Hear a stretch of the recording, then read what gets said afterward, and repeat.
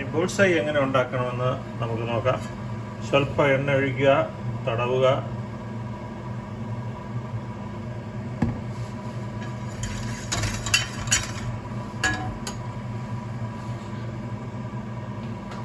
എണ്ണ ഒഴിക്കുക, തടവുക, മുട്ട എടുക്കുക, പൊട്ടിച്ചൊഴിക്കുക. അത്രയേ ഉള്ളൂ ബുൾസൈ. എന്ത് എളുപ്പമാണ്.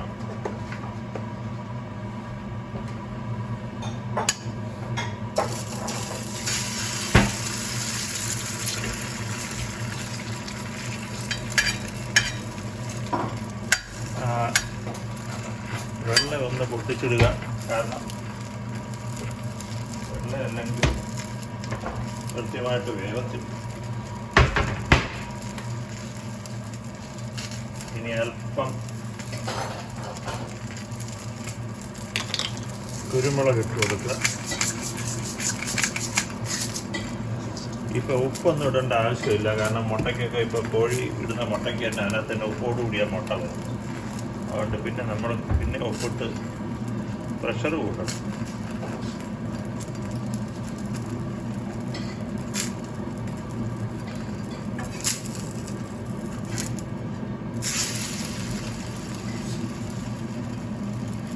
ഇപ്പോൾ ബുൾസൈ റെഡി ആയിക്കൊണ്ടിരിക്കുകയാണ്.